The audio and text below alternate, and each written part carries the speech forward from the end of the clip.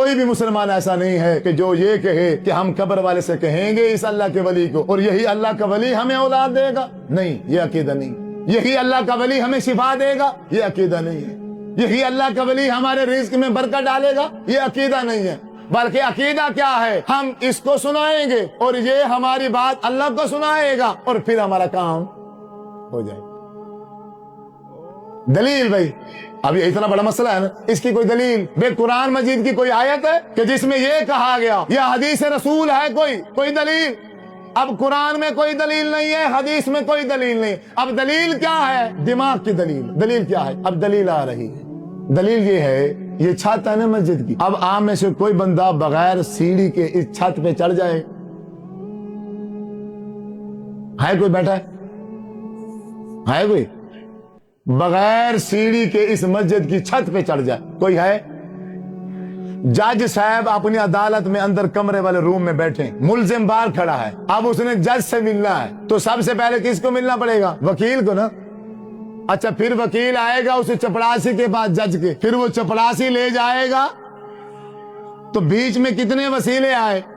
پہلے وکیل کا آیا، پھر چپڑاسی کا. یہ دلیلیں دے رہا ہوں آپ کو، وہ دلیلیں دیتا ہے اس کی دلیلیں دے رہا ہوں.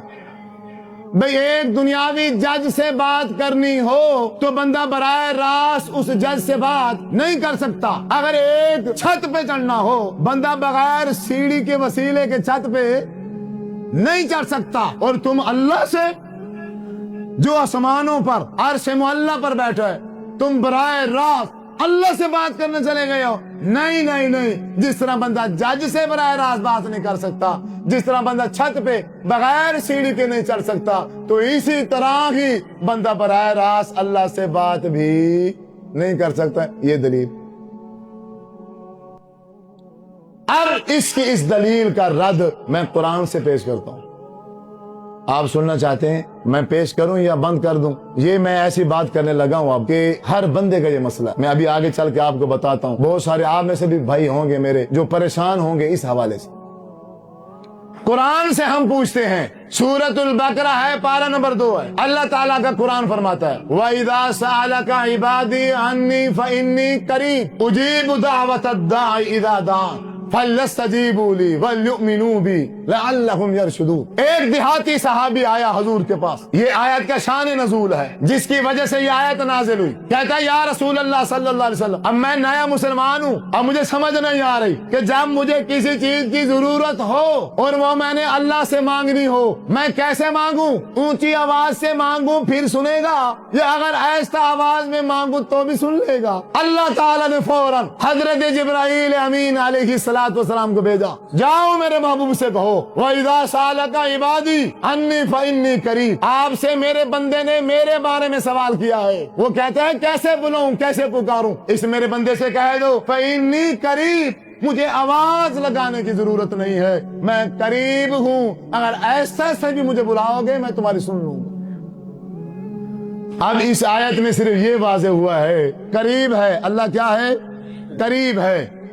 پر بات ابھی بھی سمجھ نہیں آئی کہ یا اللہ تو کتنا قریب ہے. بھئی ایک بندہ بیچ میں وسیلہ کھڑا کرنے پڑے گا، یا 2 وسیلے لگیں گے، 3 وسیلے لگیں گے، 4 لگیں گے، 5 لگیں گے. تو ہم سے کتنا قریب ہے، تو ہم سے کتنا دور ہے. کتنے بیچ میں ہم وسیلے لے آئے اپنی بات کو تجھ تک پہنچانے کے لیے. اللہ تبارک و تعالی نے پھر پارہ نمبر 26 سورۃ القاف اللہ تعالی نے صاف فرمایا وَنَحْنُ أَقْرَبُ إِلَيْهِ مِنْ حَبْلِ الْوَرِيدِ وَنَحْنُ أَقْرَبُ إِلَيْهِ مِنْ حَبْلِ الْوَرِيدِ. اے محبوب اپنی امت سے کہہ دے، اللہ کہہ رہا ہے کہ میں تمہاری شاہ رگ سے بھی زیادہ قریب ہوں. جہاں سے تمہاری سانس نکلتی ہے اس سانس نکلنے والی جگہ سے بھی تمہارے کیا ہوں زیادہ. جو ذات، جو خالق اور مالک اپنے علم، اپنی قدرت، اپنی پاور کے اعتبار سے انسان کی شارک سے بھی زیادہ قریب ہو، اب بتاؤ یہاں کتنے چپڑاسی کھڑانے پڑیں گے؟ اس قریب ذات کو چھوڑ کے ہمارے ادھر شوج آباد میں ہے نوری لاگ، ہم سے تقریباً کوئی 20-22 کلومیٹر دور ہے. अब वो शुजाबाद की मैं बात करता हूँ, शुजाबाद में रहता है, अब उसको कोई जरूरत परेशानी पड़ गई, अब उसने अल्लाह से मांगनी है, अब इस करीब जात को छोड़ के 20 किलोमीटर सफर करेगा, उधर उसे कब्र पे जाएगा, पता नहीं क्या कुछ उसे कहेगा, फिर वो इस करीब जात को कहेगा, फिर ये मेरी बात सुनेगा। यार ये हाल है सर। और मेरे भाइयों, ये सिर्फ और सिर्फ ये मिसालें दे के, दुनियावी मिसालें दे के लोगों के अकायद को खराब किया जाता है।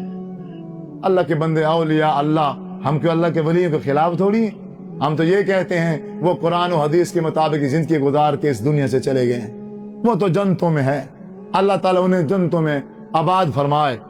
लेकिन हमें ये तरबियत नहीं करके गए, हमें वो ये दावत दे के नहीं गए, हमें ये कह के वो नहीं गए हैं कि हमारे मरने के बाद तुम हमारे दर पे आ जाना, अल्लाह का दर तुम छोड़ देना। ऐसा कोई वली और कोई नेक बंदा कह के नहीं गया है। बाकी इन मौलवियों ने ये सारे ड्रामे बनाए हुए हैं, ये खाने पकाने के और रोजी के जरिए हैं। ये सारे के सारे आप दरबारों पे देखा हो, चरसी बैठे हैं, नशई बैठे हैं, भंगी बैठे हैं, ये सारे मुजावर जो हैं तुम्हारे सारे पैसे, तुम्हारा सारा सामान ये खा जाते हैं और आपस में तकसीम करते हैं। मेरे भाइयों, गरीबों और यतीमों को अपना पैसा दो, यतीमों को अपना माल दो, और अपनी जरूरत और परेशानी अल्लाह तबारक व तआला के सामने रखो। इंशाअल्लाह अल्लाह ताला तुम्हारी हर परेशानी और हर जरूरत को पूरा करेगा और दूर फरमाएगा। अल्लाह ताला से दुआ है, अल्लाह रब्बुल इज्जत मैंने जो सुना है और आपने जो सुना, हम सबको उस पर अमल करने की तौफीक अता फरमाए।